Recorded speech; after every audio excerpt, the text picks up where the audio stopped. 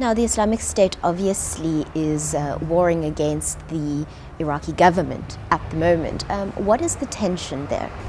Yeah, so the Iraqi government, it's partially based in Iraq and it's partially based in Syria.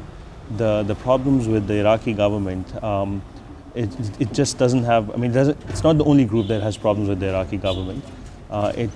There were lots of other, there's Sunnis and different tribes within the region that Islamic State is controlling right now, who have long-standing grievances vis-a-vis the Iraqi government. And many of them have to do with what they thought, especially with the Nouri al-Maliki, his government is going out now. But under his rule, Iraq was becoming more and more sectarian in the name, because it's a Shia majority country, that the Shias were in some sense oppressing the Sunnis.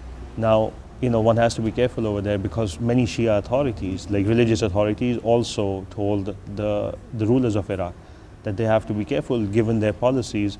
They are in some sense fostering a sectarian division in the country. So it's not a Shia-Sunni problem per se, it's more of the problem of one figure making it look like it's a Shia-Sunni problem.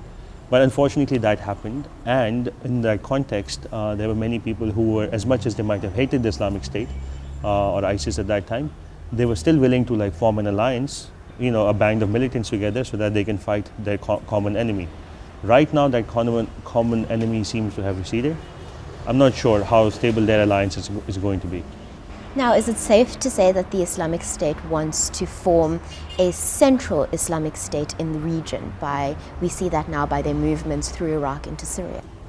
Yes, I mean, they definitely want to form a state, and they want the state to expand, and they want to, I mean, if you look at the most idealistic statements that they make, and when they are discussing their long-term vision, I mean, they're talking about taking over even Spain, taking over Rome, going all the way to Iran, So I mean, so they have these grand plans, but I think we should be careful, just because they hold some territory, and like I've been emphasizing, the territory that they hold is still, it's a very loose grasp. It's not that they are very stable over there. So we shouldn't think that they can achieve all of their goals in the immediate future. This is more propaganda. This is more, making themselves look good in their eyes, in the eyes of their followers, and then trying to project themselves as more threatening than they are.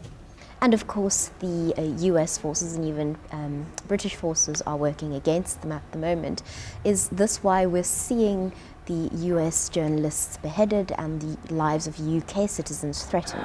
Yes, I mean, that's what they have said, that in their gain of territory, as they've been fighting against the Iraqi government, the US has intervened and has killed their fighters. So therefore, they are going to now target the American journalists, or whichever captives they have of American nationality.